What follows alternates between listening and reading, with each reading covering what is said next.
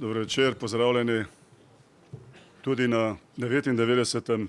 Vanekovem večeru. Hvala vsem, da ste prišli. S posebnim zadovoljstvom in veseljem mojem, našem in našem skupnem imenu pozdravljam naše današnje gostje. Čeprav veste, iz vabil je to nedvomno jasno razvidno, pa vendarle med nami sta dve prijateljici, dve gospe, ki na nek simbolni način povezujeta tudi oba bregove Mure. Dr. Darja Keres je naša Sobočanka. Dr. Vika Potočnik, uradno Viktorija ali Vika Potočnik, ki je tudi naša, pa sicer vemo, je iz druge strani Mure, torej iz drugega brega. Timi Gomboca, dr. Timija Gomboca, eni poznate, eni mogoče tudi ne, ampak on ni danes tu predvsem v vlogi podžupana velike mestne občine Murska Sobota. Tudi ne predvsem kot profesor Mariborske univerze, ampak predvsem, ker je, če si dovolim prispodobo, otrok osamosvojitve. Ker je star 35 let oziroma bo letos čez nekaj časa star 35 let. Torej zato govorimo, da je otrok osamosvojitve, ker ta današnji 99. Vanekov večer je del sicer našega ciklusa obeleževanja 35. obletnice samostojnosti naše Republike Slovenije, ampak hkrati tudi se že nekaj časa spominjamo nekaterih drugih letošnjih jubilejev, da jih ne naštevam, jih vsi bolj ali manj seveda poznamo, ampak vendarle, da omenim, tudi ta današnji Vanekov večer je del obeleževanja 30. obletnice ustanovitve in delovanja naše ustanove dr. Šifterjeve fundacije. V prihajajočem ali že začetem mesecu juniju se bomo še srečali, ne dvomim, kajti pripravljamo še nekaj prireditev, samo naj omenim, čez 14 dni bomo prav tako tukaj v knjižnici odprli retrospektivno razstavo o delovanju ustanove v minulih 30 letih. Že zdaj vas vabim tudi na otvoritev te razstave, ki bo sicer povezana tudi z razgovorom o vlogi in pomenu kulturne dediščine. 100. Vanekov večer bomo imeli prav tako tukaj v knjižnici 29. junija, ki smo mu danes skupaj z kolegicami tukaj v knjižnici dali tudi naslov, in sicer Jutri je nov dan, danes so dovoljene sanje, jutri je nov dan. Pa me ne sprašujte ali ne razmišljajte, na koga to aludira, ali kdo bi morebiti lahko bil gost 100. Vanekovega večera 29. junija.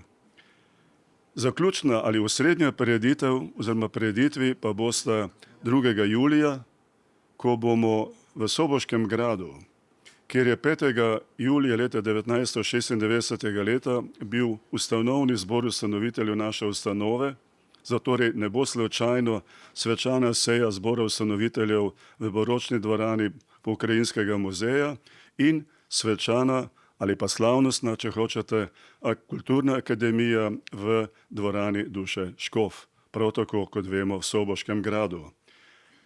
Za slednji dogodek samo še da dodam, pa se prav tako že zelo resno pripravlja se program, v katerem bo sodeloval naš velik prijatelj Tone Partlič in naš prijatelj Feri Lanšček in verjetno tudi vsem vam ali veliki večini znana tudi naša prijateljica Ditka iz Koroške.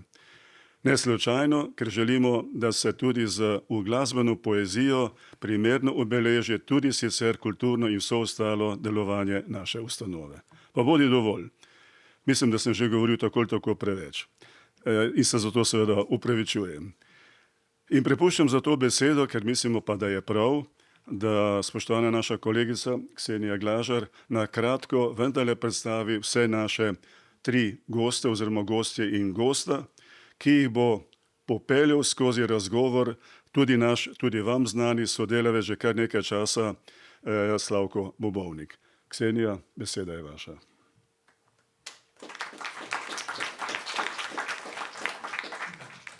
Spoštovane zbrane, spoštovani zbrani, verjamem, da naše današnje goste prav gotovo poznate, kot je Marjan že povedal, ampak vseeno, da jih na kratko predstavim. Doktorica Darja Kerec, Sobočanka, ki je iz zgodovine leta 1999 diplomirala na Filozofski fakulteti Univerze v Ljubljani z nalogo Sobota na prelomu stoletja. Študij je leta 2005 na isti fakulteti nadgradila z doktoratom Seči, Gornja Lendava in Sobota od 13. stoletja do bitke pri Mohaču. Študijsko se je leta 2001 izpopolnjevala v Bratislavi in na Central European University v Budimpešti. Novembra leta 2001 se je zaposlila na Pedagoški fakulteti Univerze v Ljubljani, kjer je izredna profesorica. Njeno raziskovalno področje je novejša in sodobna slovenska zgodovina, lokalna zgodovina, kulturna identiteta lokalnih okolij v 19. in 20. stoletju, socialna zgodovina in dobrodelnost ter sodobna slovenska zgodovina, popularna kultura in potrošništvo. Osredotoča se predvsem na Prekmurje v 19. in 20. stoletju, posveča pa se še med drugim obdobju v zgodovini svoje rodne pokrajine in Slovenije, njuni socialni in kulturni zgodovini. Vrsto let je poučevala tudi na Pedagoški fakulteti Univerze na Primorskem. Darja Kerec aktivno sodeluje pri slovenskih in mednarodnih simpozijih s področja zgodovine. Je avtorica številnih znanstvenih in strokovnih člankov ter več monografij. Leta 2019 je izdala obsežno monografijo o organizaciji Rdečega križa na Slovenskem. Knjiga je prvi celoviti pregled delovanja te organizacije skozi zgodovino in temeljni vir za raziskovanje zgodovine socialnega in humanitarnega skrbstva na Slovenskem. Skupaj z zgodovinarjem dr. Božom Repetom je avtorica monografije Slovenija, moja dežela, ki se ukvarja z analizo družbene revolucije v 80. letih. Sodelovala je tudi v več projektih, in sicer kot vodja bilateralnega projekta Humanitarnost v srbsko-slovenskih odnosih v 20. stoletju in kot raziskovalka v projektih, kot sta Rapalska meja, četrt stoletja obstoja in stoletje dediščine ter spomina, in pa v projektu Napravite mi to deželo, nemško, italijansko, madžarsko, hrvaško. Vloga okupacijskih meja v raznarodovalni politiki in življenju slovenskega prebivalstva. Naša druga nocojšnja gostja je Viktorija oziroma Vika Potočnik, političarka, poslanka in pedagoginja, rojena v Bočkovcih v Prlekiji. Po končani osnovni šoli je v Mariboru zaključila srednjo zdravstveno šolo, nato pa diplomirala iz pedagogike na Pedagoški in filozofski fakulteti Univerze v Ljubljani. Svojo politično kariero je začela že v študentskih letih, ko je predsedovala univerzitetni konferenci ZSMS in njeni mestni konferenci. Kot poslanka v Republiški in Zvezni skupščini Socialistične federativne republike Jugoslavije je delovala med letoma 1986 in 1990. Od leta 1990 do 1996 pa je bila poslanka Državnega zbora Republike Slovenije. Junija leta 1992 je postala prva direktorica Urada za žensko politiko, ki je postavil temelje za sistematično spremljanje položaja žensk na vseh področjih družbenega delovanja in vsakdanjega življenja. Svojo poklicno politično pot je po volitvah konec leta 1992 nadaljevala kot poslanka Državnega zbora in imela pomembno vlogo pri uveljavljanju enakosti spolov, varstva manjšin, ranljivih in šibkejših ter nevmešavanja vojske v civilne zadeve. Avgusta leta 1997 je bila na predčasnih volitvah izvoljena za županjo Ljubljane. Pol leta kasneje je v prvem krogu rednih lokalnih volitev prejela 53% glasov in tako potrdila svoj županski mandat, ki se je iztekel leta 2002. Kasneje je bila med drugim direktorica Pionirskega doma v Ljubljani. Danes se med drugim posveča umetnosti, slikarstvu, kiparstvu in pa ustvarjanju grafik. Naš tretji gost pa je docent dr. Timi Gomboc, torej predstavnik mlajše generacije, ki je na Fakulteti za strojništvo Maribor leta 2015 zaključil magistrski študij programa strojništvo, smer energetsko, procesno in okoljsko inženirstvo. Kot razvojni inženir je bil zaposlen v podjetju Roto v Murski Soboti. Po enem letu dela v gospodarstvu se je vrnil na Fakulteto za strojništvo, kjer je začel z doktorskim študijem pod mentorstvom rednega profesorja dr. Matjaža Hriberška in se zaposlil kot mladi raziskovalec na katedri za energetsko, procesno in okoljsko inženirstvo. Del raziskovalnega dela je opravil tudi z izpopolnjevanjem na Brunel univerzi v Londonu. Doktorski študij je z uspešnim zagovorom doktorske disertacije zaključil septembra leta 2020. Danes je zaposlen kot raziskovalec na Fakulteti za strojništvo Univerze v Mariboru, torej na katedri za energetsko, procesno in pa okoljsko inženirstvo. Kot smo že prej slišali in kot ga tudi poznamo, pa je tudi podžupan Mestne občine Murska Sobota in pa tudi avtor več strokovnih člankov. Gospoda Slavka Bobovnika, ki bo vodil naš današnji, torej 99. Vanekov večer, pa verjamem, da prav gotovo zelo dobro poznate. Torej, smo tam, kamor smo se napotili leta 1991. Še velja, lepo je v naši domovini biti mlad? Prisluhnimo.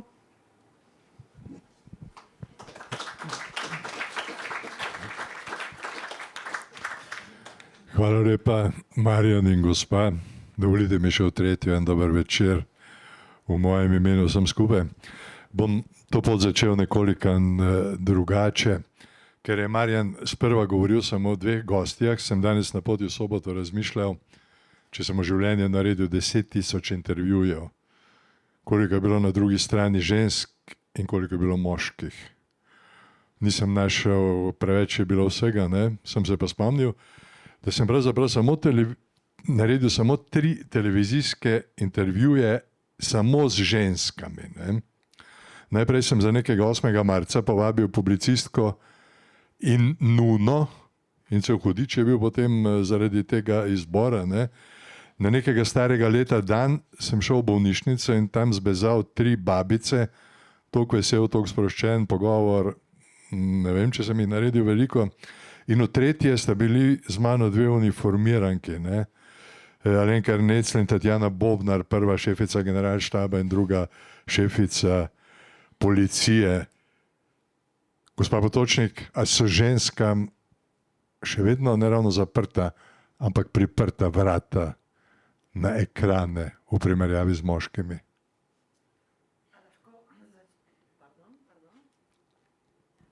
Gospod Bobovnik, sicer je žalostno, kako bom začela, ampak vseeno bom.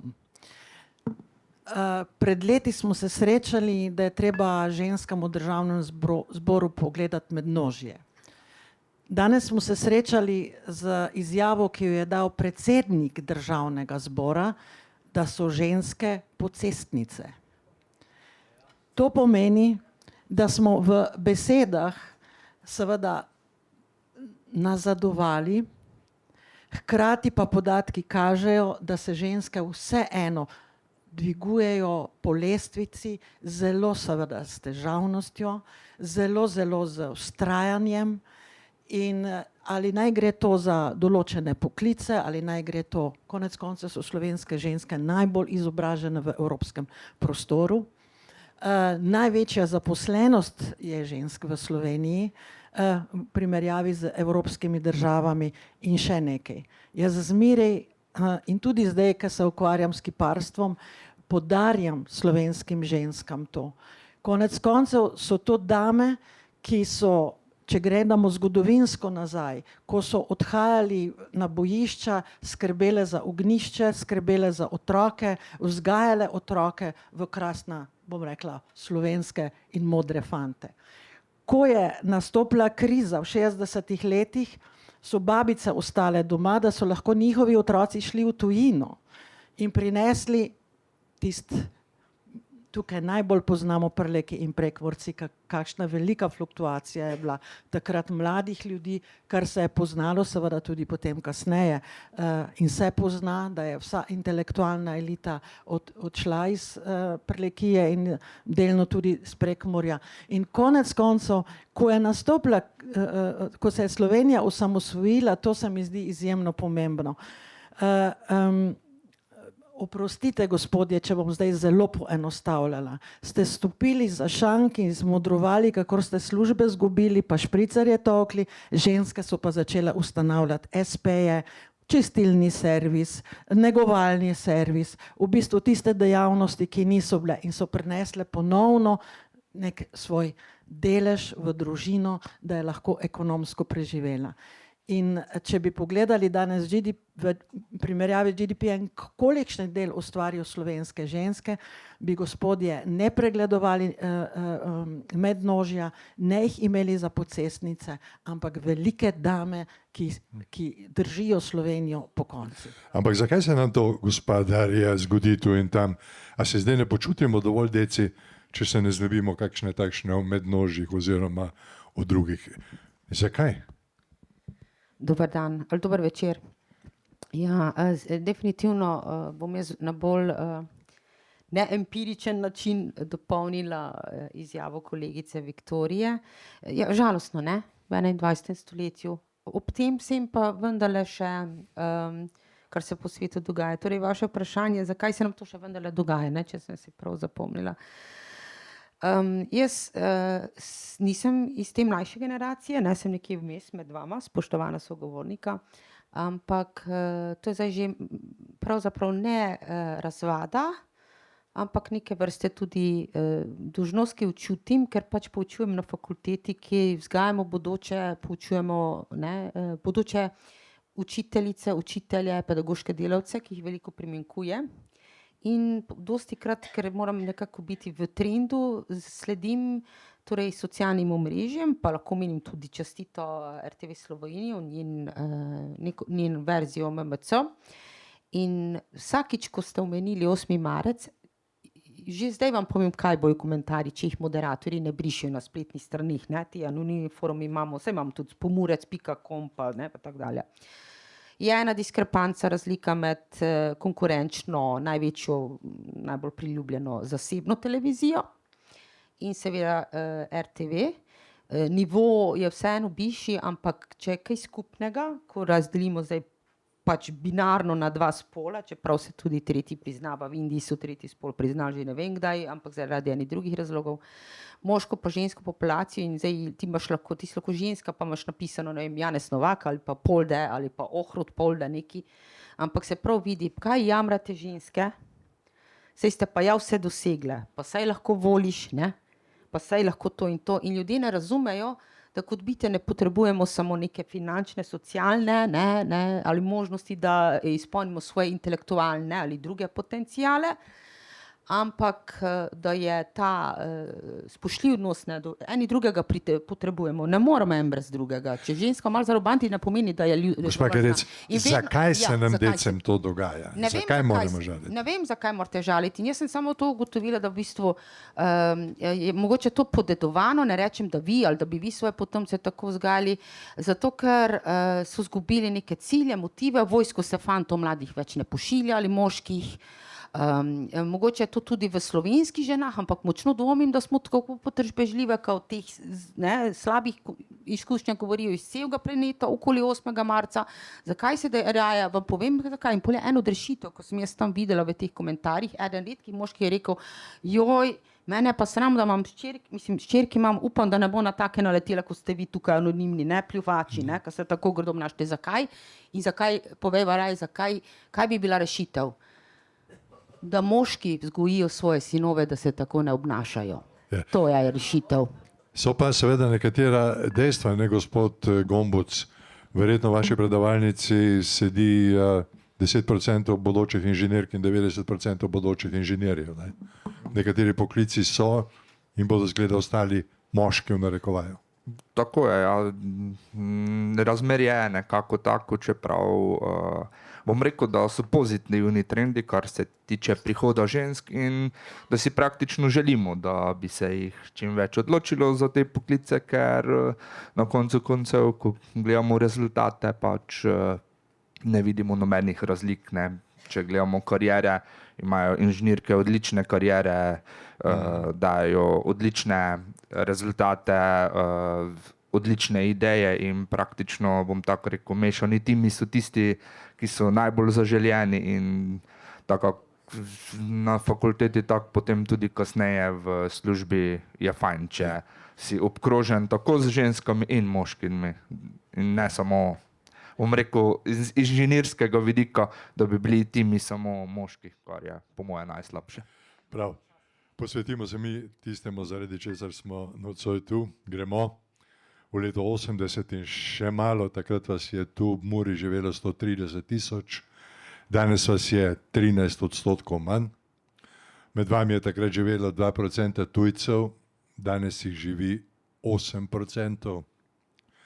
Imeli ste 145 000 delovnih mest, potem je šlo strmo navzdol Mura in to, danes se hvala Bogu spet bližate tej številki. Ne? In v tistem času je gospa Potočnik poslanka v Beogradu, smo slišali, gospa Keret srednješolka, ki verjetno misli, da je cel svet njen, govorimo o tistem času.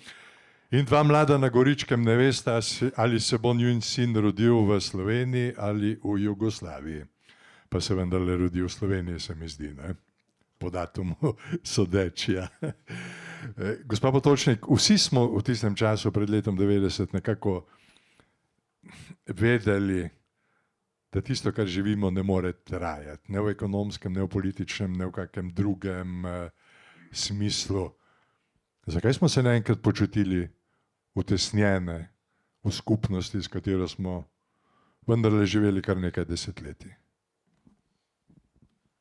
Zopet izjemno lep je lahko moja iztočnica oziroma moj odgovor. Meni je hudo, o tem bi veliko več vedeli, če bi tudi to bolj raziskovali in predstavljali slovenski javnosti. Danes, jaz sem naredila eno anketo, 60% mladih ne ve, zakaj smo se odločili za izstop iz Jugoslavije. Če pa vejo, pa sem jih vprašala, kaj pa je bil razlog. Ja, oni so nas izkoriščali ekonomsko, a ni žalostno. In tako gledamo tudi na osamosvojitev. Vse se je začelo z dnem XY, z JBTZ in kaj se je prej dogajalo, ne vemo. Ja, in te škarje, jaz sem bila prisotna od leta 86, ker je že dišalo potem, da Slovenija se pripravlja ali se mora pripravljati, da počasi gre iz te skupne zgodbe.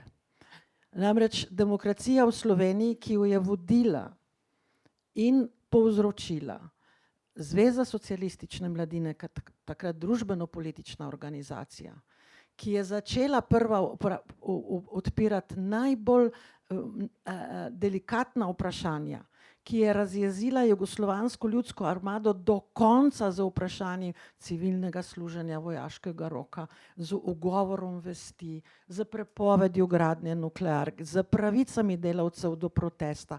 To so bila vsa vprašanja. Če se spomnite, ikonografija je bilo kar precej, skupino Laibach, s klesanjem štafete pred Maxi Marketom.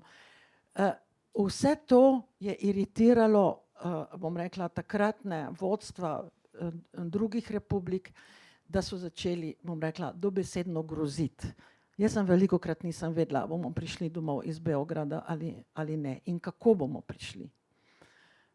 Ko je pa Milošević prevzel, ko mu je Zveza komunistov dovolila, da je lahko s kršenjem njihovih pravilnik postal predsednik Zveze komunistov Srbije, takrat pa je vzplantel nacionalizem, ki je že dolga leta tlel, posebej še, bom rekla, v Srbiji.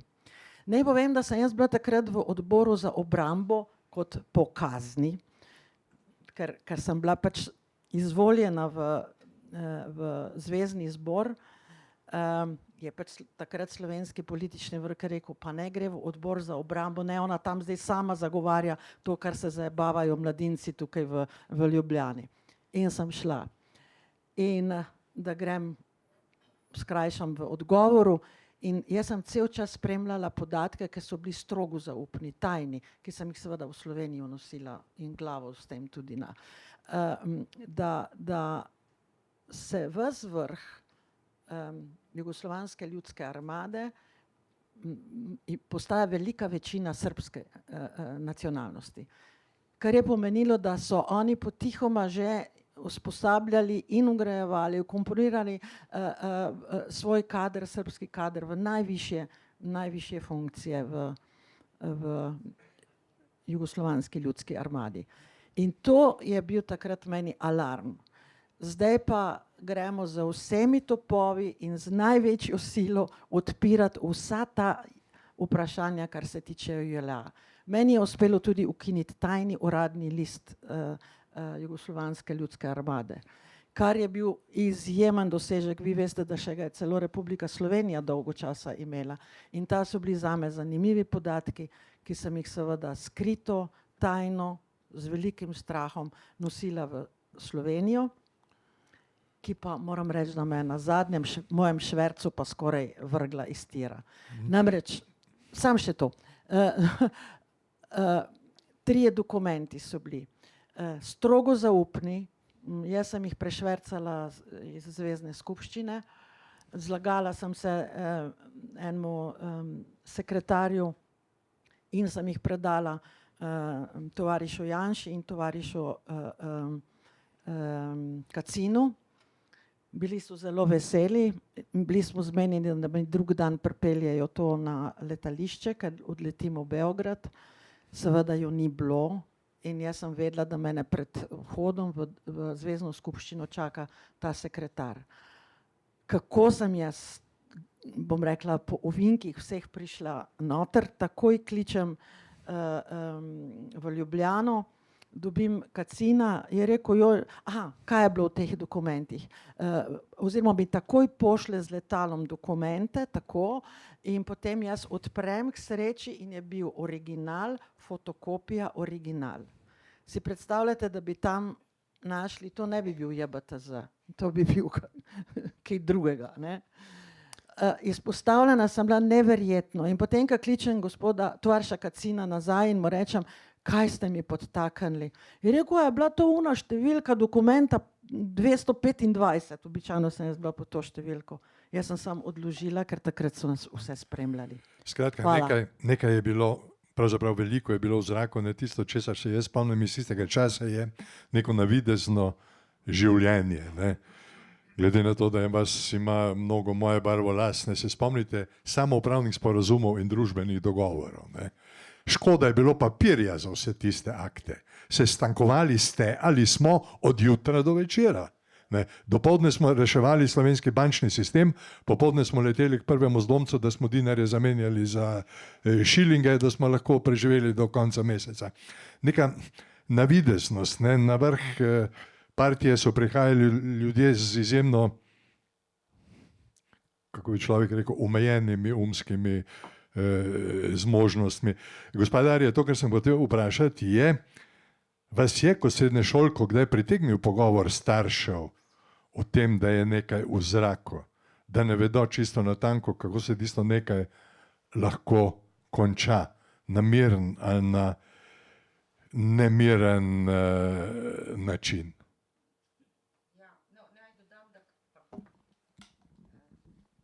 Naj dodam, da tudi jaz se počasi bližam generaciji z barvo las, kot jo imate vi, ki je lepa mimogrede. Ja, 80, jaz sem otrok 80-ih in ne skrivam let, kot zgodovinarka bi bila to posebna vrsta blasfemija. Se pravi, prvošolka sem bila v 80-ih, 80. leta, 89. so že te spremembe po svetu, v tujini, novembra pade Berlinski zid. Pri nas se tudi začenja to obdobje te pomladi. In ja, ker je oče delal tukaj na banki, so že spremljali te finančne tokove in naj povem, da sem tudi sama bila priča temu švercu in načinu, kako predvsem v času, ko je bila Markovičev konvertibilni dinar uveden, kako to prenesti čez mejo, pa ne bi šla v detajle. Tako da se je pogovarjalo, ker je bilo takrat, smo še zmeraj preživeli na kavču pred televizijo, ki je bila edini medij, poleg seveda ni bilo še digitalnih, ki se je začel po 8 z Dnevnikom, otroci so si prej še po cikcaku zobke umili in seveda jaz v prvi, drugi triadi bi zdaj rekli, nisem poznala tega, razumela, kaj se dogaja, sem pa razumela, ko smo šli točno to, ko smo šli v šoping. Tisti komad šopingira. Mi smo zdaj razumeli, da Milka je morda boljša kot Gorenjka, zdaj seveda bi rekli drugače, ker je to v človeški naravi, da mora dobiti nekaj, kar je tuje. In smo slišali. Mi smo slišali izraze in smo jih že razumeli. In jaz zdaj ne vem, če to smem povedati, ampak kot moje dobre prijateljice takrat, zdaj pač nimamo, eni smo stike izgubile, sošolke, mama je eno posebne vrste kletvico izumila, ki je rekla, glagol si sami umislite, ampak samostalni, ki dopolnjuje to besedno zvezo, kletvico, je savez.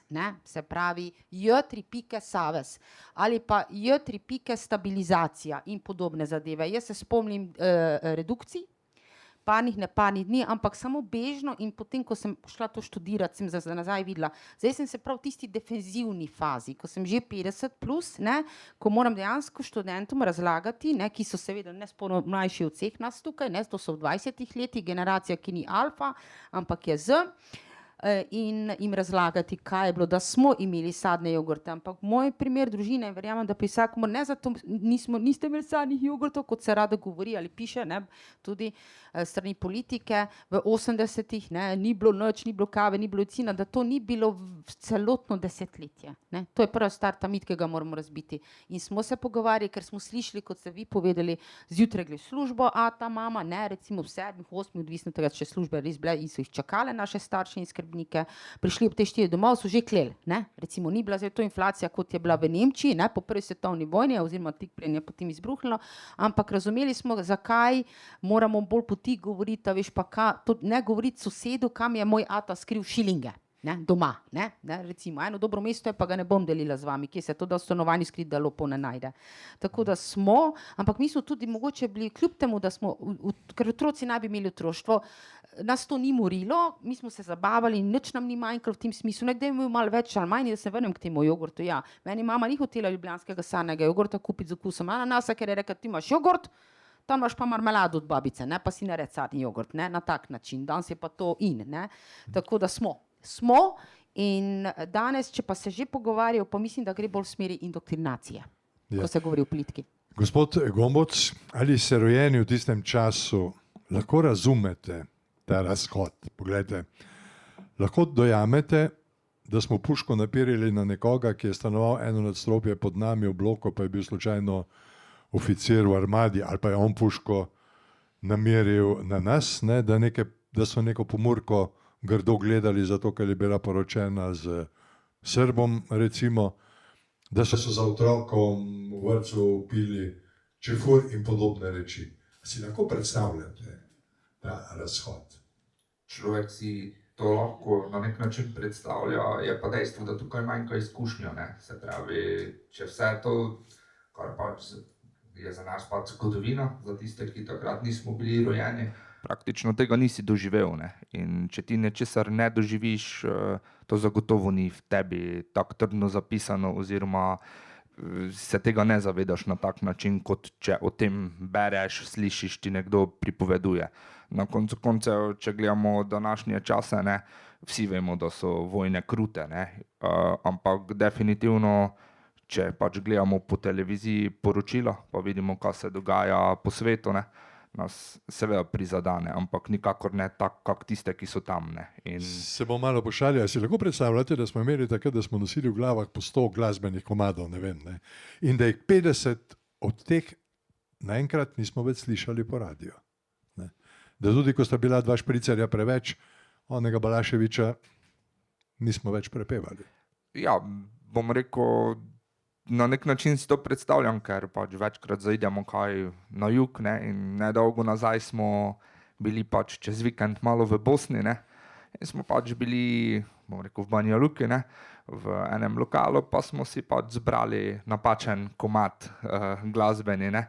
In je bilo isto pač so nas zelo čudno gledali, sicer so nam ga zavrteli, ampak je bilo zelo videti, da njim ni všeč, da smo rekli, da nam naj zavrtijo ta komad, ne. Tako da se praktično še da doživeti pa na nek način občutiti to trenje in napetost, ne.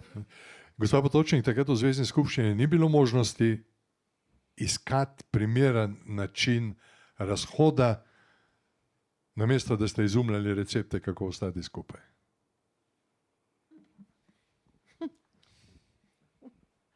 Ne, Ni šlo. ni šlo.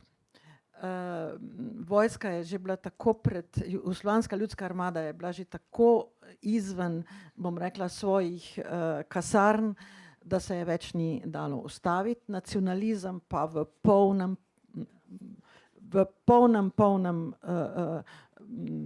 razmahu. In to ne samo bom rekla, oziroma v vseh republikah. To, da je Slovenija doživela samo 10-dnevno vojno, res s vsem spoštovanjem, takrat mojim kolegom, ki jih ni veliko več med živimi, v Zveznem zboru, Zboru republik in pokrajin in seveda tudi slovenskemu vodstvu, Stanovniku, Kučanu in vsem tem, ki so znali takrat z tem, kar še jaz danes zmeraj rečem, ne z orožjem, temveč z dialogom. In to lahko edino reši tudi ta svet. A veste, posledice, ki so tudi še od jugoslovanskem razpadu, so tako globoko zarezane, da jih ne, in to bo tudi enako z Irakom in z Ukrajino in z Rusijo, to tako globoko se obit zemlje in duše zareže, da se potrebuje mogoče tudi stoletja, da se lahko to obnovi. In tega se zdaj ta bom rekla, in svetovna politika in zmeraj bolj avtoritarna politika absolutno ne zaveda. Kot da bi uživali, a veste, tako se mi zdi, da je svet postal kot ta film, ki je zdaj Sarajevo Safari.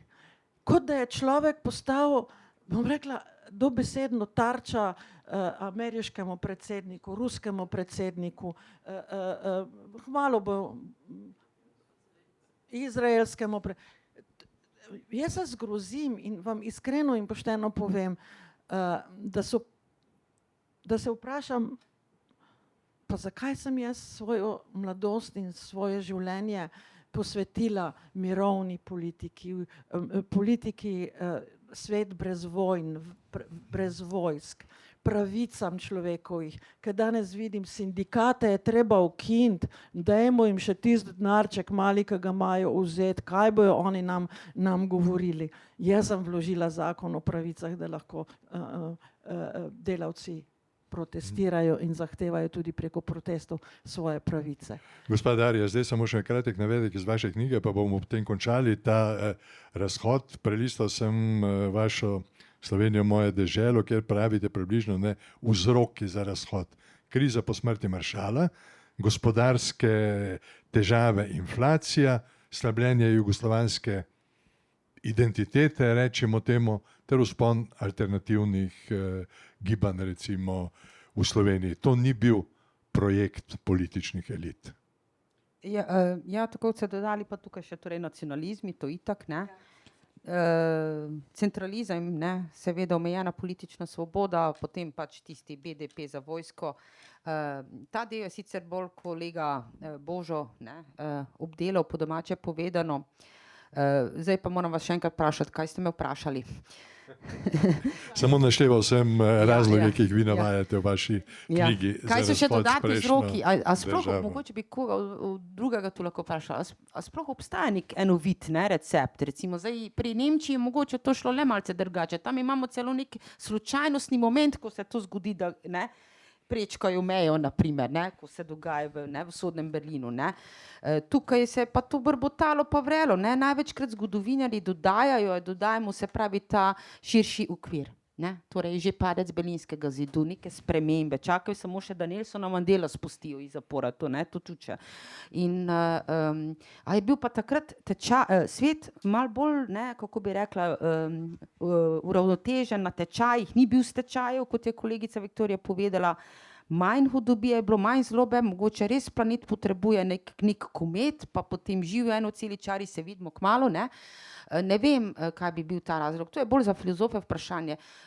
Saj obstajajo neke končne, neki zaključki, mogoče pavšalni na ravni evropske zgodovine ali razpada Jugoslavije, obdelano je to v enciklopedijah, torej zahodnih, ki smo jih takrat videli kot neki ideal. Glejte, to je kot zakon bil, enostavno ni šlo. Ni šlo, ne, pač bolj šit narazen. Bom jaz zdaj zaključil to obdobje.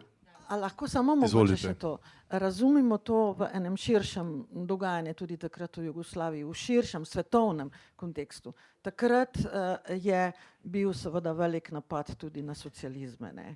In takrat ob berlinskem, in če pogledate, tam so se lomili in tako. In vse, in takrat je Jugoslavija tudi, jaz se spomnim na enem odboru za obrambo, ko je Brovet rekel, vse je pripravljeno, in takrat se je tudi potem Jugoslovanska ljudska armada začela, bom rekla tako, organizirati, kot sem prej povedala.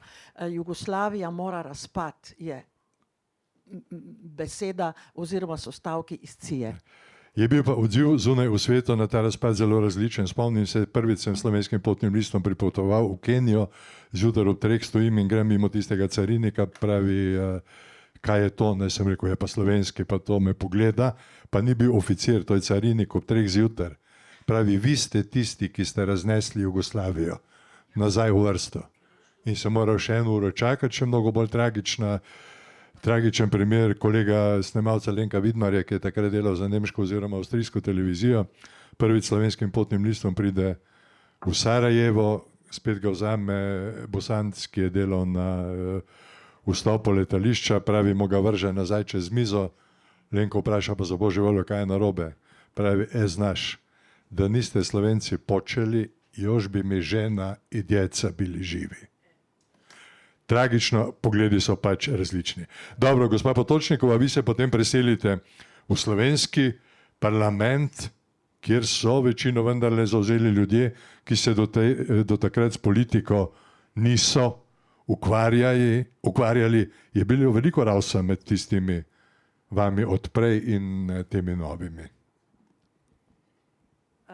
Malo ne samo dodam, da do leta 92 je bila skupščina, ne? Potem so bile prve parlamentarne volitve in takrat smo, mislim, da skupaj z direktorjem Radgonskega sejma sedeli. A je bilo to prvi od leta 92 do 6, ne?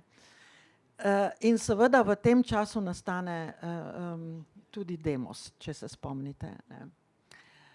Danes imam film pred seboj. Meni je bilo, v ZSMS-ju so se začele razmisleki in seveda tudi vse potrebno za organiziranje strank. Marjan Podobnik je sedel v sosednji pisarni, ker se je ustanavljala in smo mu pomagali ustanavljati Kmečko zvezo. Ne? In prva skupščina se je naredila. To je pač, Mladina je potem tudi začela, Zveza socialistična, se je preimenovala in ustanovila tudi svojo stranko. Ampak gospod Bobovnik, v mojih sanjah še danes je bil to projekt, ki bo prinesel. Slovenija je bila tako ali tako visoko v jugoslovanskem prostoru sprejeta kot dežela, ki je najbolj demokratizirana, dežela, ki spoštuje človekove pravice, dežela, ker so pridni ljudje. Sami superlativi so v tej Sloveniji, bom rekla, krožili med, bom rekla, bolj preprostimi, navadnimi ljudmi. In ta ideja, da je Slovenija sama, jaz sem še zmeraj seveda na to ponosna, da bo seveda prenesla nov val, nov dih, nov zagon, da postanemo še bolj konkurenčni, da se naše gospodarstvo, predvsem znanost, lahko še bolj širi, razvija in da se seveda začnemo navezovati na trge tamor v evropski prostor. In se spomnim, ko Demos zmaga, jaz sem, ja, tukaj pa bila naivna, ne, pa sem že marsikaj dala skozi. Ko sem jaz videla to veselje na obrazu gospoda Peterleta, gospe Spomenke Hribar, in ko so po hodnikih kričali, in jaz še danes slišim stavek: 50 let so oni kradli, zdaj bomo pa mi. In zdaj, če pogledamo, kaj se odvija, kaj se dogaja, kako se to dogaja, ne, je to ta zgodba. In najverjetneje mora Slovenija doživeti, zdaj bom pa rekla, ne dno, ampak enakomerno razporeditev, da potem bojo rekli, zdaj smo pa vsi siti, predvsem politično. Čeprav jaz mislim, da žepe znajo nastavljati dobro. Vsi. Ja, tako. Ja. Gospod Gombac, velikokrat kroži prepričanje, da mladi tako ali tako pojma nimate, kaj se je dogajalo leta 90-91, da v šoli nič ne zveste o tistem času, da vas kasneje to preprosto ne zanima. Drži to ali se motim?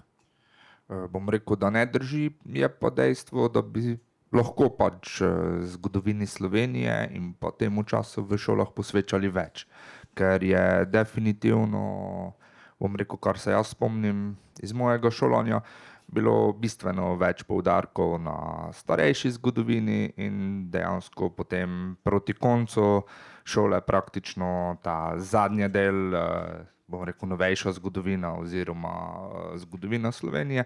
In tako, kot ste rekli, ja, potem zmanjka časa, ne, potem pride vse drugo v ospredje pač in dejansko bi bilo po mojem mnenju in pač po izkušnjah in pogovorih z kakimi ljudmi iz tujine, kako pač recimo druge države obravnavajo svojo zgodovino, zagotovo vredno tej tematiki posvetiti malo več časa. Pa vi kot otrok ali pa najstnik kasneje ste še kdaj pogledali na Balkan, razen takrat, ko ste šli na Hrvaško morje, domnevam, ali so bili vsi vaši vzori nekje na zahodu, od Muske do vseh ostalih reči?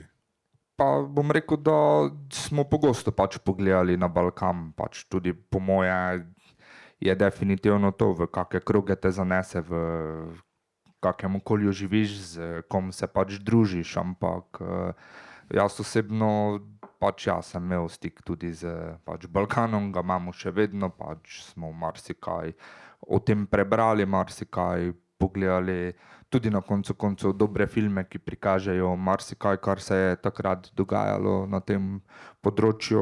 Je pa dejstvo, da nekateri pač gredo mimo tega in praktično o tem ne vejo nič. Ne. Gospa Kerec, kaj pomeni živeti neki čas ali pa raziskovati ta isti čas? Živeti neki čas pomeni dejansko živeti takrat ali pa imeti časovni stroj. Smo že ugotovili, da to ne bo šlo, čeprav nam filmi marsikaj pokažejo. Raziskovati je pa težko, ne samo v primeru zgodovinopisja, pač pa karkoli, ne? Nekaj kar znanstveno, česa se lotimo in moramo dokazati. Ko živiš, ne rabiš nič dokazovati, razen sebi. In živeti je čustvena komponenta, ampak tudi raziskovati je lahko čustvena komponenta. In zdaj, ko smo v tem turbulentnem času doma in pa v svetu, ko se menjavajo vlade, ko padajo glave, v prenesenem pomenu besede mislim, slišite, ne, da bodo posegi v učne načrte, čeprav so bili potrjeni. Ta čas, kot ga je kolega omenil, ne, to je res, tudi meni se to zgodi, ne, 90, da nič ne vedo, to slišimo in to bo večna krilatica, ali je bila od teh kandidatov, ki zdaj bodo resorje zasedli v tej novi vladi. In to ni res. V učbenikih, ne, je to lepo prikazano. Tudi večno travmatična tema, kot so povojni poboji, slike so, ne vem, En takih kvalitetnih prvih učbenikov je bil Repetov učbenik, ne? Naša doba, na primer, ne? Če se ne motim. Ne?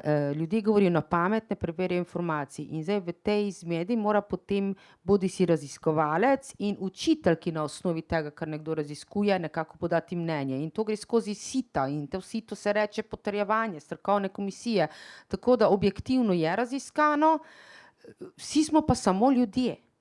Imamo bodi si, sklepam, da tukaj smo, ne vem, večina nas je bila krščena, birmo dala skozi in vse te zadeve, ne bom zdaj vseh na Zakramentu naštevala, ker tisti zadnji niso fajn, ne, ampak imamo pa neko pač, a smo živeli v tem času, ali smo iz družine, ki je take vrednote gojila, ne, ali zamere, in iz tega je odvisno. In žal je tako, da je Slovenija res bipolarna in jaz bom direkt povedala in povem, ja, imamo zdaj že pa res lahko rečemo, ne sicer, ampak v glavnem ljudje to čutijo, laiki, da imamo leve pa desne zgodovine, tako kot imamo tako imenovane leve in desne šole. In jaz kot učiteljica točno vidim, oziroma pač nekdo, ki se srečuje s to generacijo, točno vidim, recimo, da iz katere šole ali gimnazije je prišel.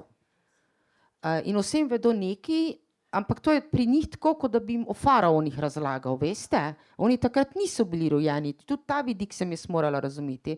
Če mene zdaj vprašate, jaz bom šla, ker jaz sem pač doktorirala z enega drugega, doktorat vendarle terja nekaj več časa, angažmaja in raziskovanja, ne? Diploma je to, kar je zdaj magisterij, to lahko kar tako človek napiše, ne? Online pa z knjigami iz knjižnice. Ampak definitivno skrbi me, zaradi te umetne inteligence, dobro, ta papir bo še ostal, ne? Litera scripta manent, ne? Se reče po latinsko, ne? Kar je zapisano ostane, ne? Ampak se bojim, da zdaj ljudje so zmedni, vsega je preveč prehitro, rapidno gre ta napredek, umanjka pa ta čustva, ne? Razum, ne? In da bo zaradi tega podajalcem znanja, tudi raziskovalcem težje. Ampak arhivi so in ostajajo. Jaz osebno čutim krivdo, ker se premalokrat grem v arhiv, ne glede na obdobje. To manjka, ker to terja nek osebni angažma, tudi zasebnost, ure grejo zaradi tega, potem to moraš transkribirati, če so čudne čačke, ne vem, ugotoviti, dešifrirati, nekaj je zaprto, tajno, govorijo si odpreti, se morajo vatikanski arhivi še eni, pa beograjski, to vsi upajo, ampak ključna komponenta pa je, v redu, nekdo ima leva izhodišča, bom zdaj zaključila, nekdo desna, ampak kar je bistveno, če si zgodovinar, raziskovalec novejše ali sodobne zgodovine, ne, ti imaš lahko nek tak stav, ti lahko dobro, kvalitetno na virih slonečo, ne vem, knjigo o domobrancih napišeš, ne, so ti mogoče blizu, ker je bil tvoj prastric ali nekaj, ampak to mora biti empirično po teh zakonih, kot se gre, ne, in na vse zadnje lahko ugostiš na eni drugi televiziji in ga pa ti imajo za enega za levega, enega za desnega, kar je problem je, da ljudje ne berejo več. Ljudje slišijo, ponavljajo kot papige in tu nastopi naš problem. In jaz lahko študente pošljem, gremo v razstavo, pogledamo čudovito razstavo v Mestnem muzeju o okupaciji Ljubljane, recimo, ne? Ampak to se jih ne bo prijeli. Oni se bojo mogoče naučili nekaj, kar morajo se naučiti, da upravijo uspešno izpit, potem pa ne vsi. Tako da, če bi se še enkrat rodila in izbirala poklic, bi mogoče res kaj drugega zbrala. Je posebne vrste tudi radovednost, da mi kopamo po arhivih. Se pravi, moraš tak ti biti, ampak da to zlorabiš, je pa podlo. Ja. Gospa Darja je omenila povojne poboje in to zlorabo zdaj. Gospa Potočnikova, ali se danes res lahko kdo dela, rojen v mojem času, 50 in kako leto, da nič ni vedel o tem? Poglejte, ko sem jaz začel delati kot novinar, so si partizanski oficiri še vedno obujali nekatere nove bitke, doma so mi starši, babica in dedek pripovedovali o tistih povojnih grozotah. Zakaj smo zdaj vse to naenkrat na novo odkrili? A res vi, recimo, niste do leta 85 vedeli nič o dogodkih iz leta 45 ali pa 46? Jaz sem hčerka izgnanke in pregnanca. In zelo zgodaj sem slišala te zgodbe. Je pa res, da se o tem ni smelo govoriti. In to dolgo ne. Zato bom rekla,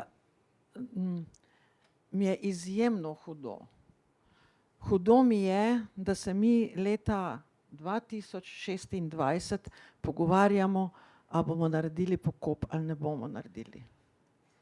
Da je to leta 90 že bilo popolnoma jasno in da se je celo že ste pokazali na televiziji.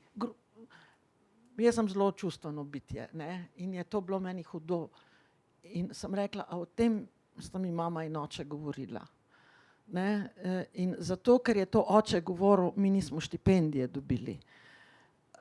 Naenkrat se mi je začel, bom rekla, kratki stavki, misli, ki sem jih tako od mame in očeta slišala, ki nas nikoli nista obremenjevala. Nikoli, vzgojila sta me v enega največjih kozmopolitov po moje, ki ima življenje rad, ki ima mir rad, ki ima svobodo, ki razmišlja o času in prostoru. Ampak ta zgodba je žalostna in celo zamerim, res, tudi jaz ne vem, mislim v LDS-u ali pa v ZSMS-u nikoli nismo o tem pogovarjali. Ampak tisti, ki so vedeli, da se je to zgodilo, ali pa če bi takrat to, jaz bi zagotovo rekla, dajmo to urediti na človeško, primeren način. To so mrtvi. In mrtve je treba kakršne koli je vere, izpovedi, spola, rase in ne vem kaj, piatetno pokopati. In to pričakujem. Nažalost bo to naredila sedanja vlada. In tukaj sem prav malo žalostna. A ne, da si ti tudi, gospod direktor. Ja, poglejte, gospod Gombos, na podlagi tega, o čemer smo zdaj govorili, se Slovenci delimo. Ampak kakšno krivdo bi lahko nekdo pripisal meni, rojenemu leta 55, če bi moji starši bili na eni ali drugi strani? Ampak to danes mnogi počnejo. Ne? Poznamo vas, že vaš oče, že vaš stric, že vaša stara mama je bila tam in vi ste enaki. Kako tako lahko pripišemo to krivdo? Praktično to je žalostno, ne, da se to dogaja, ampak če pogledamo tudi današnjo politiko, ne, in pogledamo podmladke političnih strank in podobno, so tam pač ljudje, ki so tako kot jaz rojeni v Sloveniji, pač z tem niso imeli nobenega stika, ampak so tako naivni, da se pač še vedno pustijo zmanipulirati in ja, največ vejo o tem in dejansko med sabo obračunavajo z stvarmi, katere se jih niso dotaknile, katere pač, tako kot je kolegica povedala, niso nikoli sami o njih nič prebrali, ampak so se preprosto pač pustili zmanipulirati na nek način in pač prevzemajo samo tisto, kar jim je kdo povedal in pač ne mu sledijo tistemu. No. Poglejte, ena dogodivščina iz mojih televizijskih časov, zvečer mi Slaviska pove, da se blejski čoln Pletna piše ZJ, ne? In jaz to uporabljam, potem me dodajo, po oddaji pride par sporočil, da Pletna je brez J, jaz poslikam pravopis in ga pošljem tistemu.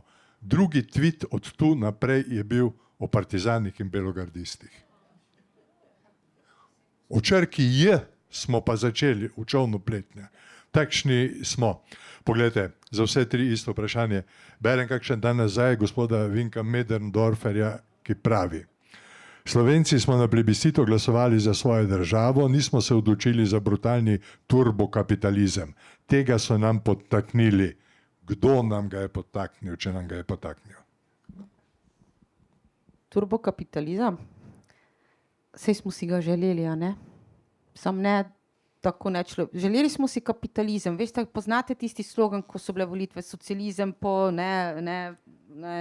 neki derivati tih sloganov. Noben ni pričakoval take vrste socializem. Kapitalizem. Mi smo kapitalizem videli, ne, v Avstriji, nekdo, ki je šel v Nemčiji ali Italiji.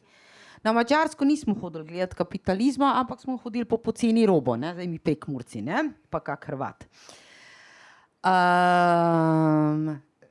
Šele zdaj to ugotavljam. Jaz kot otrok, ko sem prej, je vaše vprašanje se tikalo mojega otroštva, če smo o tem pogovarjali, ne, in ta šoping, pa tista Milka, diskrepanca med Milko pa Gorenjko. Dejansko smo mi mislili, da če bomo imeli kapitalizem, da nam bomo imeli svobodo in da bo vse ohranjeno, ne. In še v tem prvem valu, ko je potem žal sledilo, ne, se pravi odpuščanje podjetij, ne, ta prva polovica 90, dokler se je to malce umirilo, pa ta grozna inflacija, smo videli, da prevzamemo kapitalizem, še nujno ne pomeni, da so pa naši proizvodi, pa tovarni in obrati bili tako slabi. To so nas drugi prepričali. Mi nismo na svojem gospodarstvu, nismo s seboj tukaj, ampak omenili ste Twitter, se pa najde tisti lep plakat, to smo zapravili. Mislim, mora biti v oklepaju. Tudi to študentom povem, katere smo imeli obrate. Ja, seveda, leta pa ni bilo tega pa tega. Pa rečem, ja, pa tudi interneta nismo imeli, ne, še takrat. Ampak tudi v Ameriki ga niso imeli, ne. Kdo Tako da- nam je podtaknil turbokapitalizem? Turbokapitalizem. Gospod Bobovnik, če bi jaz imela odgovor na to vprašanje, midva ne bi danes sedela tukaj. Bi jaz bila nekje pod palmo. Gospa Potočnik, so nam in če so nam, kdo nam je podtaknil turbokapitalizem? Sami smo si odprli vrata. Odprli smo vrata z zakonom o denacionalizaciji, ki je naredil še večje krivice in še danes ni dokončan. Z hitrimi tajkunskimi prevzemi, katere, kot veste, smo jih sanirali vsi. In seveda, zdaj pa, če še pogledam malo mednarodno politiko, paktiramo z tistimi, ki pač kapitalizem živijo, ga zlorabljajo in ustvarjajo avtoritarne načine vodenja in pobijanja ljudi. Večkrat, ker zadržite mikrofon, gospod Potočnik, radi rečete, da je Slovenija po osamosvojitvi izgubila del socialne občutljivosti in solidarnosti. Zakaj smo jo izgubili? To se nekako veže tudi na vse to, kar sem prej govorila. Ampak vseeno vam nekaj, zopet jaz sem človek enega lepega odnosa do življenja. Namreč, če se spomnite mesecev, dni osamosvojitve, Slovenija je izgubila v tistem trenutku, ko se je odločila 80% trga. Če se spomnite marljivost, pridnost, vizija, ki je bila, je v 4-5 letih smo mi to posanirali in naša podjetja so se lahko obrnila na zahodna tržišča, bila prepoznana, bila cenjena in bila v dobri kondiciji. Ko se je začela privatizacija, ki pa vemo, katere stranke so jo zagovarjale in še danes zagovarjajo. Konec koncev, mi smo podjetja in to izjemno sposobna, vitalna. Mura je bila ena od takšnih tudi. Zapravili, kaj še je ostalo na tem pladnju?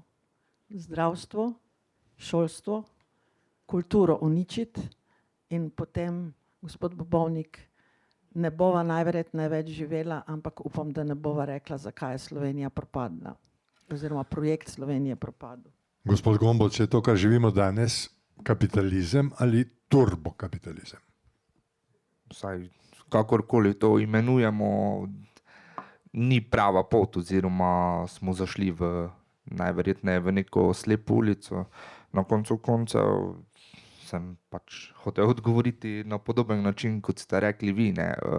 Praktično vse, kar imamo danes, smo sami ustvarili oziroma pripeljali do tega. Na koncu koncev tudi svetovno gospodarstvo, ki nas danes prehitevajo, smo praktično mi ustvarjali zaradi tega kapitalističnega pogleda, ker smo praktično z tem, če rečemo temu turbokapitalizem, pač v nekem trenutku je bilo vse povsod, vse ugodneje, vse boljše in dejansko so zdaj tista gospodarstva, ki nas prehitevajo, mi pa začnemo počasi prihajati v neke težave, za katere pač zdaj kot cela Evropa najverjetneje nimamo enotnega odgovora, kako bomo z tega išli, pa kako bomo seveda dolgoročno rešili, da bo ostala neka normalna sociala, da bodo ostale neke, bom rekel, normalni prihodki, neke normalne razmere. Praktično jaz tu vedno pogrešam nek evropski pogled, neko hrbtenico Evrope,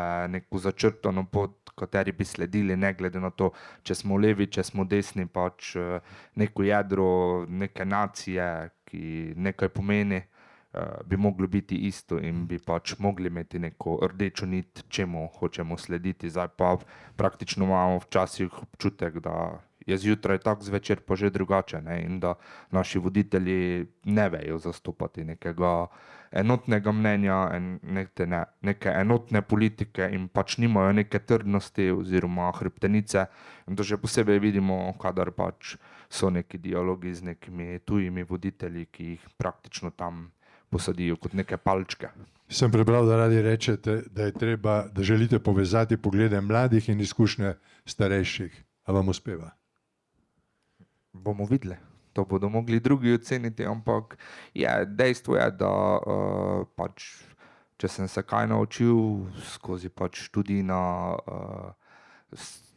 strojni fakulteti oziroma na, bom rekel, tehnični fakulteti, je to, da izkušnje nekaj pomenijo, ne? In da če ti nekdo preda dobre stvari, dobre izkušnje, potem na tistem lahko odlično gradiš, ne? In pač to je bila čisto ena taka izkušnja, recimo, ko so začeli v Mariboru vzbujati propadajoči tam, ki je nekoč bil naš paradni konj, ne, smo praktično kot študentje šli tja pomagati, ker so pripeljali nazaj inženirje, ki nikoli v življenju niso delali z računalnikom, niso delali, pač imeli so knjigo, imeli so priročnike in dejansko to, kar pač danes nam praktično pomaga oziroma reši računalnik, so oni imeli vse v edinem računalniku, se pravi v glavi, ne, in dejansko smo sedeli z njimi in on je razlagal, prenašal izkušnje, mi pa smo pač tiste skice pa vse to prenašali v digitalno obliko,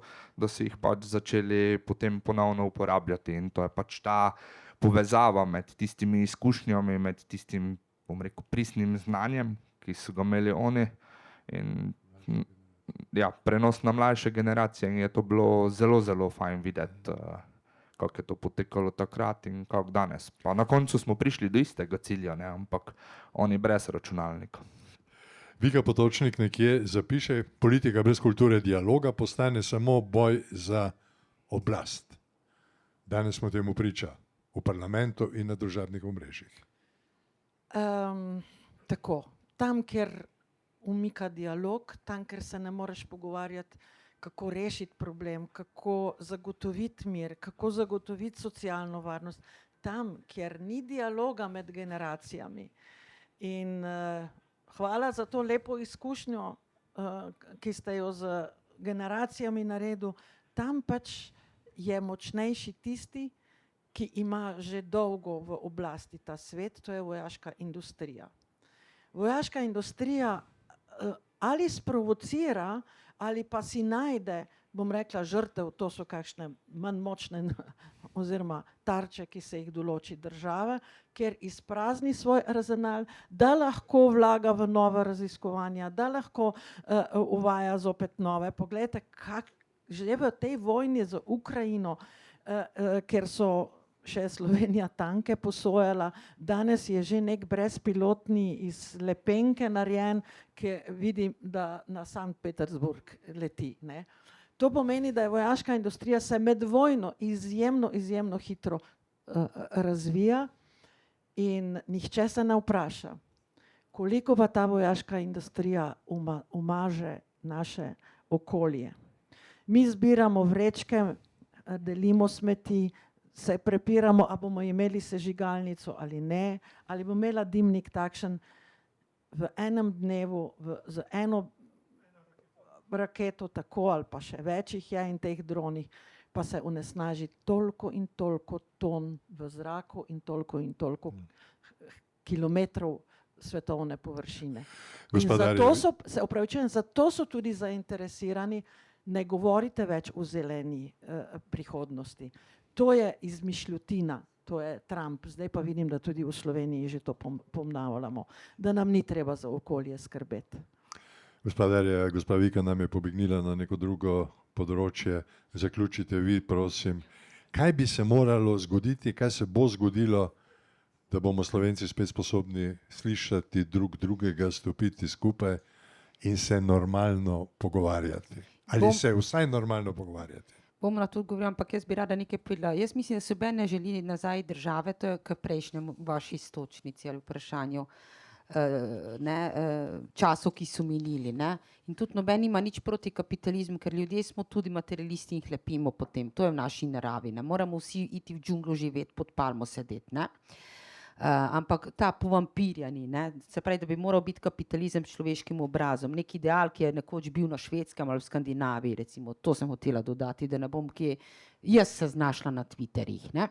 Zdaj pa torej morate ponoviti vprašanje še enkrat, kaj sem hotela. Ja, tako je pri meni. Kaj bi se moralo zgoditi, kaj se bo zgodilo, da bomo Slovenci ne spet ravno stopili skupaj, ampak se vsaj slišali, se nehali zmerjati, potegnili ta voz v isto smer, ne vsak v svojo. Hekerski napad se mora zgoditi, ne da ga želim, in ljudje se ne bodo anonimno grdo obnašali na socialnih omrežjih. Ne želim, da je zmanjka elektrike za medije, ne? Recimo, ker nekdo mora poročati, kaj se v svetu dogaja. To sem se malce v šali povedala. Pravijo, da ni to samo slovenski fenomen, imamo pa fenomen, ne, kot tako majhna navednica, 2-milijonska nacija, ta šport. Mi vsi res naš šport to združuje, ampak mi od športa ne plačujemo noben posameznik davka ali ne vem, drago zdravniško skrbo, ne. Mi smo zelo radi ponosni na šport in vidite, da ponavadi učite politikom, kaj se zdaj lepijo na uspehe športnikov, to ni on dosegal, to je svojim trudom naredil. Da bi se mi nehali med sabo žreti. Nekdo reče, da včasih naravna pot po svoje uredi. To je mogoče zdaj krut izraz. Ne? Da mora miniti, koliko časa je trajalo, da so recimo mladi Nemci odpustili svojim dedkam pa babicam, ki so živeli v času nacizma, ne? Pod Hitlerjem. Ne? Da čas nekako celi rane. Ampak čas, zdaj pa tukaj sama vlastno skledo provam, pa ne more zaceliti ran, če mi zgodovinarji, recimo pa vsi drugi, tudi umetniki, kdorkoli, ki nekaj ustvarja, ne? Miselno ali kakorkoli, s čustvenim nabojem ali pa zgolj brez tega, ne? Podaja neke te informacije. Mi se ne moremo otresti zgodovine, hkrati pa, jaz mislim, da bi Slovenija potrebovala zdaj enega pa širše Balkan, ne vem, obstaja neka terapija za to, ali mi moramo res na dno dna pasti, ne, da se zavemo, da ne smemo biti človeku volk. Potem pa še to dimenzijo damo, ne, recimo kolega je lep primer tega, da ni rasel gor, ne, na osnovi tega podedovanega spomina, veš, on je bil tak pa tak, ta je bil pa Židov, ta je bil pa tak in potem to ostane, ne, in recimo nekdo negativne vzorce prenese naprej. Jaz ne vem, a bomo eno igrišče odprli, stadion imamo v Ljubljani, ne, in bo rekel, spet moramo v Ljubljano, a še za to, pa bi mogoče, ne vem, tam kot rugby sceno naredili, pa naj se enkrat tile stepejo. Nam normalnim pa naj pustijo, da normalno živimo in dajmo možnost, vsi imajo besedo, otroci so naša prihodnost, vedno, ne, na ustih, ampak da bi pa ne izvajali ekocida, ne, to, kar kolegica omenila, ne, in toliko so imeli čez ta socialistične pa države za, ne, železno zaveso povedati, ne, ki onesnažujejo, ki imajo to težko industrijo, ne, saj Nemčijo tudi ima, ne, tudi zahodna, ne, ampak zdaj pa še hujše se dela, ne, v tem čudovitem, barvitem turbokapitalizmu, ne, tako da, ja, zdaj bom tiho. Kdaj se bo zgodila ta pomeritev? Bo to doživela moja vnukinja ali pravnukinja? Lej, 2 stadiona sta v Ljubljani, en propade in je namenjen za eno kliko, tam so nekaj prisegli 2-krat, ne, 20. aprila, potem imamo pa tega, ki je mogoče bolj športno, tako da mogoče na obletnico lahko izberemo recimo plebiscit, ko je bil recimo, ne vem, 23. december, premrzlo.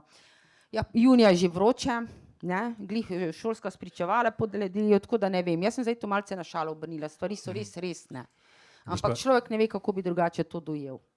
Gospa Vika, rekli ste, da zdaj na veliko uničujejo to zeleno agendo, ne.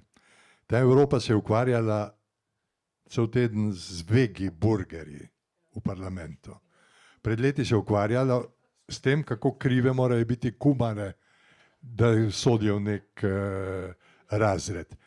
Šli smo se neko zeleno agendo, pri čemer smo 95% sončnih panelov uvozili iz Kitajske. 80% baterij uvozimo z Kitajske. In 70% vetrnih turbin. Pa kakva je to evropska zelena agenda? Kdo si lahko to zmisli, kdo lahko to živi in kako se lahko to konča? Večplastno vprašanje je. Absolutno. Nekaj je ta birokracija, ki je seveda v Evropi, bom rekla, vrhu Evrope šla absolutno predaleč. Postaja tako rigidna in postaja tako sama zase, kot je približno bila takrat toliko let nazaj beograjska birokracija. In seveda daleč od nekega realnega življenja je ta birokracija. In daleč je tudi od vloge, ki bi jo morala imeti v sedanjem času, ko so tako turbulentne spremembe. To vsaj ni sam problem, da se uvaža iz Kitajske paneli in ne vem kaj. Problem je v tem, kako se ta evropska politika do tega obnaša.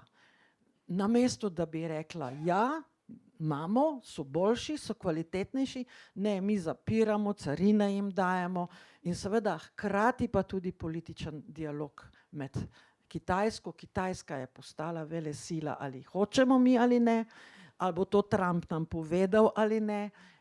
Tisto, kar so oni 50-60 let hodili samo gledati, so danes v zadnjih 30 letih Kitajci nadgradili za 30 let pred Evropo in pred Ameriko. In še tukaj je nekje še Indija.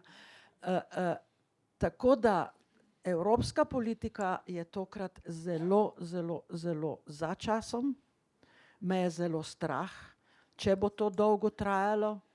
In seveda zelo blizu, če ne bo drugačnega nekega skupnega nastopa, je lahko tudi blizu razpad Evropske unije. Pa zakaj nihče od teh evropskih politikov ali velikih direktorjev ni videl do Kitajske? Saj ni zid med Evropo in Kitajsko. 200 avionov pelje vsak dan iz Evrope do tja. Tako. Zakaj nismo tega videli? So bile kumarice pa vegi bori, kar je bolj pomembne.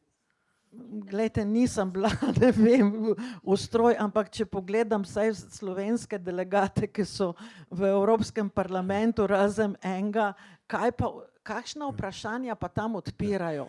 Mogoče nam pojasni strojnik. Kakšne deklaracije nam pošiljajo? Strojnik bo povedal. Poglejte, gospod Timi, mislim, da gre za leto 2018, nekoliko star podatek, je na Kitajskem diplomiralo 1 milijon inženirjev.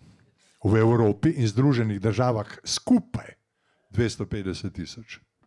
Ja, saj jaz vedno pravim, da recimo Evropa je neka manjšina, če gledamo globalno, ne? In dejansko že ves čas pravim, da smo z takšnim zelenim prehodom, kakšnega smo si začrtali, pač zašli v slepo ulico, ne? In če odgovorim na to vprašanje, zakaj ni noben videl. Vsi so videli to, ampak v nekem trenutku so imeli ekonomski interes. Vse smo v nekem trenutku odselili na Kitajsko in to je bil čas, ko se je Kitajska začela vzpenjati, ne? Zdaj pa je praktično prišel čas, ko je Kitajska se vzpela in je prešla čez nas, ne? In nas praktično več ne rabi, ne? Saj poznamo avtomobilske zgodbe, kitajska avtomobilska industrija prodira, v nekem trenutku so recimo Volkswagen Group je odlično prodajal na Kitajskem. Pol se je pa čez noč spremenilo, so rekli, ok, zdaj pa vas več ne rabimo, imamo dovolj svojega, ne? In to se dogaja še na mnogih področjih, ne? In dejansko, ko gledamo Kitajsko, jaz se včasih pošalim, pa najverjetneje ni daleč od resnice, smo v Evropi marsikje šele muzej na prostem. Žal, ko gledamo tehnologije, definitivno ima Kitajska prednost veliko število prebivalcev, ne? Ker potem praktično, bom rekel, tekmovalnost tam znotraj rase, ne? Definitivno dobiš tudi odlične kadre, na teh področjih so odlično vlagali, odlično, bom rekel, danes, če pogledamo, so kitajski študentje vse povsod po svetu, študirajo, delajo doktorate v Ameriki, v Evropi, na ta način praktično prinesejo nazaj doma vsa znanja, ki so drugje, doma jih finančno odlično podpirajo, njim dajo priložnosti in druga zgodba je pa to, da pač, če mi gledamo nek zeleni prehod in če zdaj pač, tako kako sem rekel, da je Evropa ena manjšina na tem svetu, če se greš ti točno takšen zeleni prehod, pa se nihče drugi na svetu tega ne gre, potem boš težko preživel. Pa tu ne mislim to, da pač ne smemo varovati narave in podobno. Vsekakor jo moramo jo zaščititi, moramo to pustiti za naše naslednje generacije, za naslednje rodove. Ampak problem predstavlja to, da mi pač rečemo, ok, zapiramo termoelektrarne, ne bomo delali tega, ne bomo delali drugega. Pač Kitajci pa dnevno odprejo nove, ne? In dejansko tudi če gledamo, ko ste omenili baterije, ko ste omenili panele in to pač, tu je recimo marsikero dejstvo v zgodovini, ko je že bilo odločeno, da se bo to lahko tam delalo, ker enostavno vemo pač naravna bogatstva so, kje so, ne. Kitajci jih imajo ogromno, so se pa že takrat zavedali, da so pač praktično si Afriška prilastili in tudi če smo mi najboljši pri tem, da znamo narediti panele pa baterije, ne, nam tega ne bodo dali. Prav spomnim se, ko sem prej rekel, ne, da smo dopoldne v socializmu reševali banke, popoldne pa kupovali šilinge. Ne. Zdaj dopoldne postavljamo zidove do Kitajske, popoldne pa kupujemo kitajske avtomobile in sončne panele. In gospod Darja, za vas najbolj težko vprašanje, da bo črna slika te Evrope, katere del smo, še bolj črna. Obrodnost 1,4 na žensko, mi do leta 50 potrebujemo 18 milijonov delavcev od drugod. Kako bo to spremenilo Slovenijo, kako bo to spremenilo Evropo? Gospod Bobovnik, zakaj vi meni dajete vprašanje, na katera vam ne morem odgovoriti? Zadovoljivo. Jaz bom prispevala na drug način za mojo deželo, ne? Vsakdo na nek način prispeva. Ja, jaz ne vem, ampak oprostite, jaz nočem, da zdaj to zveni, kot da bi bila privrženka teh raznih negativnih teorij zarote, ampak ta naš še zmeraj lepi, modri mu rečemo sicer planet, a lahko eksponentno rast prebivalstva nekako vzdrži. Seveda govorimo potem tukaj, vi govorite o naravnem prirastu, ne? Naravno tudi umiramo. Jaz ne vem, kaj bi naredili. Govorili so, da bodo roboti, ne, to je bolj področje za vas, ne, da bodo nadomestili ljudi, da delajo in bodo ljudje delali otroke, ne. Zdaj imamo drugo težavo. Že v Ameriki nekje se že pojavljajo neki protesti, pa potreba po klauzulah, ali celo na Kitajskem je bilo, smo nekje brali, če ni to neka novinarska raca, ne, da so se oprli, da mora biti prav noter nek člen, da ne more AI robot, ne, ker smo videli, kakšni so ti roboti iz Kitajske, pa to jaz bežim 100 na uro, če ga vidim, ne, ne bo nadomestil njega. Jaz ne rečem, da težave z delovno silo so, ampak mi potrebujemo dobro plačane, spoštljivim odnosom delavci, ki delajo predvsem v primarni pa sekundarni dejavnosti ali pa navezanju v kmetijstvu. Saj vsi moramo jesti. Kaj meni pomaga, če on kitajski robot zna plesati na avsenike? Meni to ne nuca. Jaz bi rada, mislim, ja, in zdaj, veste, mladi to vidijo, in še nekaj moram dodati. Vi pravite, da pomanjkuje delovne sile in da tudi otrok več ne rojevajo. Nasplošno so ženske nehale rojevati. Mogoče so pa rekle, pa ne bomo več otrok rojevale, ker jih samo vojne pošiljajo. Jaz ne vem, ne. To je precej kompleksno vprašanje, tako kot sicer, vidim, so vaše vprašanja moji malenkosti, ampak kar naj poudarim je tu, da jaz sem za to prepozna, ampak če že moramo to dobro premisliti. In zdaj mene moti ta hinavščina, ta dvojnost, če govorimo o slovenski politiki, če si sploh zasluži ta izraz. Po eni strani jamrajo, da ženske premalo rojevamo, rojevate, rojevajo, ne? Po drugi strani ne more ženska priti do zdravnika, ki dejansko ji bo samo tako pomagal. Urolog ji žal ne bo, ne? Po eni strani, a veš, ne želijo, ne, da smo se hvalijo s tem, kako smo načitani, pa da je dobro znati angleško, po drugi strani pa ti, ki to govorijo, recimo najslabše znajo svoj materni jezik, ne. Tako da to je vse neki, kar res mladi rečejo neki. Ja. Jaz bi rekla zdaj takole, nimam te ideje, da bi tudi te poslali na stadion, ne, in bi se zmenili tokrat v lepši maniri.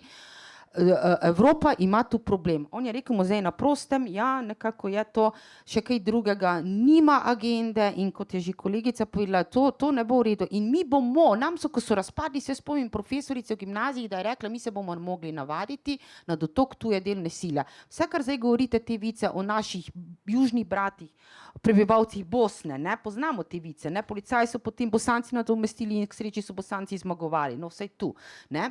Ampak mi je rekla, se boste morali tudi na to navaditi in jaz se spomnim, da je bil nacionalizem in na tej ravni se je zavračalo delavce, no potem so Slovenci, ali kako bi rekla, ne, matični državljani sami bili ob službo, ko so gigantska podjetja propadala in kako boš ti zdaj v tej klimi se prokreiral? Hvala, nekaj argumentov smo slišali, gospa Potočnik. Celo, hvala. Če teh 18 milijonov tujih delavcev ne bo razpadel penzijski sistem in midva bo ostala brez pokojnine. Kako rešitev imate? Ja, to so vprašanja, ki me tudi mene izzivajo.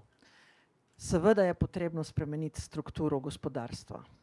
Mi moramo več vlagati v znanost, ampak ne samo v znanje ljudi, posameznika, ampak tudi v iskanje novih rešitev, novih tehnologij, novih produktov, ki ni nujno, da bom rekla, da zdaj mi konkuriramo s Kitajsko ali pa celo z Hrvaško, ampak ki je plod dodane vrednosti slovenskega dela in izuma. In takšne smo že imeli. Ne samo tovarne, ampak tudi zasebna podjetja, ki so bila butična, hitro prilagodljiva in hitro so lahko vskočila na trg. Naslednje, kar se mi zdi zelo pomembno, je to, da je treba začeti gojiti en tolerantnejši odnos do delovne sile, ki prihaja. Ne? Mi smo še nekako tolerantni do Bosancev, prej nismo bili, zdaj, ki prihajajo iz azijskih držav, smo seveda na njih, smo zadovoljni, če pridajo iz Bosne, ampak zdaj pa njih ne bi imeli. Videli smo slike, kaj se je počelo na eni kmetiji in kakšen odnos smo imeli. Se mi zdi, da se moramo navaditi in bomo navadili, ker mislim, da ne Mursko-Sobočan ne bo šel na snago delati, ne Ljubljančan rojen ne bo šel ali pa kakšen mogoče na snago delati. To bo pač delovna sila, ki jo bomo morali in veseli bomo, če bojo sploh prihajali, ker tudi te žele se bojo en dan oziroma so že razvite in bojo tudi one rekle, ustavimo. In potem bova gospod Bobovnik, midva si sama luknjo kopala in se sama zakopala. Ja, vam je mogoče lažje pri mojih 2 metrih in 100 kilogramih. Ne vidi to problem. Spoštovani gospe in gospoda, samo na zadnje vprašanje boste še odgovorili na tisti 2 iz vabila. Predtem samo še, se opravičujem, če sem vas s tem mučil že na zadnjem pogovoru. Pred pol leta delamo eno okroglo mizo ob 40. obletnici NATO v Slovenski Bistrici. Pol občinstva je bilo oblečenega v uniforme in podobno in proti koncu, ko je besedo dobila publika, ostane en študent in pravi: gospodje, starčki nekaj podobnega, nikar nas ne oblačite v uniforme, zato da bomo umirali za tiste reči, ki ste jih vi, se opravičujem, zajebali. To je bilo vprašanje. Moje vprašanje ni tako komplicirano, je pa tisto iz vabila Darja Vika in Timi bo vrstni red. Smo tam, kamor smo se napotili leta 1991, ali še velja, da je v tej naši domovini lepo biti mlad. To je Gobčevo, ne, kako že, ne, ta njegova pesem. Ja, kakorkoli pogledamo na naše sinove, hčere, vnuke, zdaj že pravnuke, ja, mislim, ne smemo jim mi očitati, kadar nekaj narobe naredijo, pa rečemo, bod vesel, da bomba na te napadejo, ali pa v Palestini, ne. A se spomnite, ko so mene v 80-ih letih, ko smo še neuvrščeni, pa smo kupovali UNICEF-ove razglednice za otroke v Afriki, ne, pa nas zdaj Afrika, marsikje, ne, imamo tudi nek stereotip o Afriki, ne, da ni recimo razvita.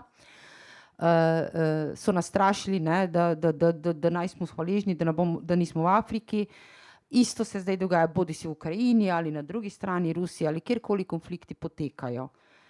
jaz mislim, da mi imamo, to niso moje besede, pač pa besede drugih zgodovinarjev, ki se ukvarjajo s sodobno zgodovino, res smo imeli fajn priložnost. No, se zanje, ne da sem nostalgik, tudi da Jugoslavija ne bi spela razpasti na tak način, ker je imela vse potencijale, naravno geografske danosti, ne, in vse drugo, ne, ampak pač to ne moremo, to je že pač propadla zgodba.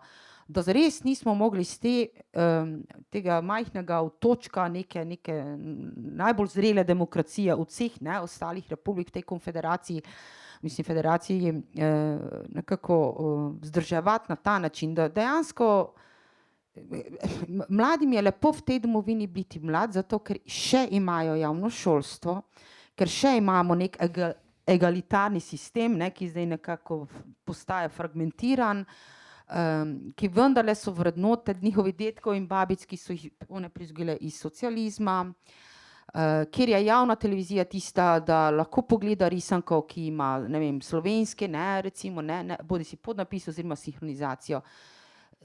Bojim pa se, da tej generaciji, to je alfa generacija, ki se mi reče, kaj bo z njimi pa.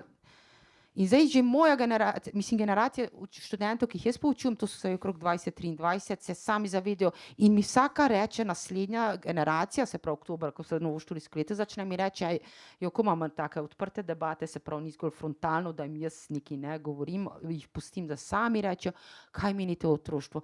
Mi smo po moje še ene zadnji, ki smo se lahko zunaj igrali, da bombe padajo na nas, da nas avto ne povozi ali pa da ni, ne vem, radioaktivni pesek ali neki, tako da ja.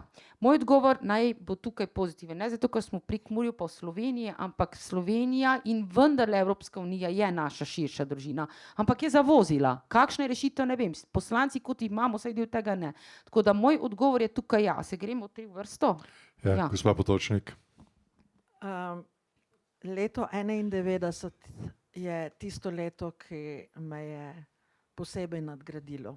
Dobili smo svojo državo, svojo zemljo, če tako rečem, in ravno, ko sem v Prlekiji prebiram malonedeljske čitalnice.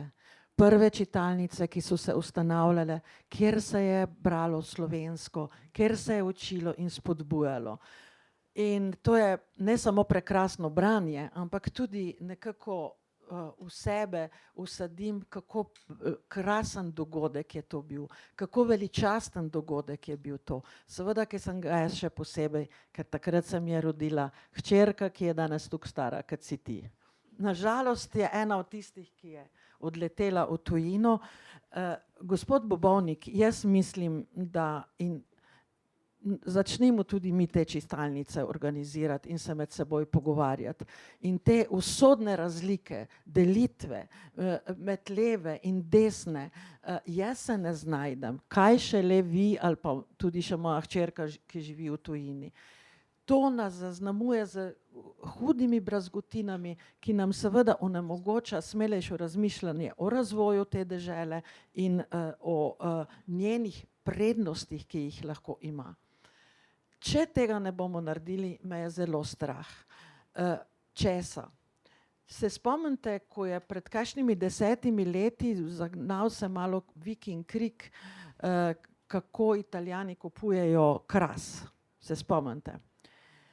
Mislim, da 60% mojih prlekov, vsaj z moje tiste vasi in okrog, dela v Avstriji. Hodijo na Madžarsko, hodijo na Hrvaško tudi delati. Veste, če ne bomo zagotovili dela doma ali pa takrat, ko pridejo, kvalitetnega varstva njihovih otrok, socialno zdravstvo oziroma zdravstvo, če ne bomo zagotovili varnega okolja, kamor se lahko vračajo ali kjer lahko ustvarjajo, bojo kmalu zopet začele se risati roke, katere dele Slovenije se naj priključijo v kakšni drugi deželi sosednji. In zdaj tisti, ki edini lahko iz svojih izkušenj odgovori na vprašanje, je lepo, je še lepo v tej domovini biti mlad? Zagotovo. Če zdaj pogledamo samo Slovenijo, smo lahko na vse zadnje ponosni na to, kaj nam je uspelo v tem kratkem času narediti.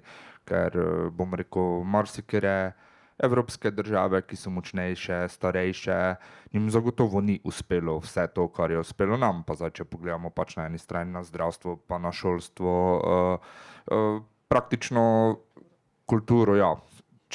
Ko se v Sloveniji rodiš, praktično lahko rečemo, da imajo vsi odprta na začetku enaka vrata, ne? Kar po svetu ne velja in marsikje je pač že v začetku obsojen na drugačno pot, bom rekel, na drugačno otroštvo, ne. V Sloveniji je izhodišče za vse, bom rekel, še vedno dovolj enako oziroma približno enako in še vedno, če si priden, če si marljiv, se še vedno najde pot za vsakega, ne. Je pa dejstvo, da če bo naša pot šla tako naprej in se bodo dogajale takšne stvari, je pa vprašanje časa, kako dolgo bomo kot država lahko to zagotavljali in kako dolgo bo še lepo biti mlad. Poglejte, se mi je zdelo nekako pošteno, oziroma začel sem razmišljati, kaj bi jaz odgovoril na ti dve vprašanji, ne. Smo torej tam, kamor smo se napotili leta 91? Ja, v povprečju smo, ne. Le da so nekateri tja prišli prej kot mi drugi. Je v tej naši domovini še lepo biti mlad, seveda, ne. Zato pa jih toliko mladih svojo srečo išče na tujem. Izvolite, še kakšno vprašanje iz občinstva?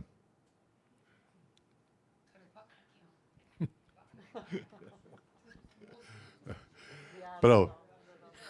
Hvala lepa, če ni, se bom jaz zdaj zahvalil gospe Viki, Dari in Timiju za to, kar ste nam povedali in hvala vam, da ste nas poslušali.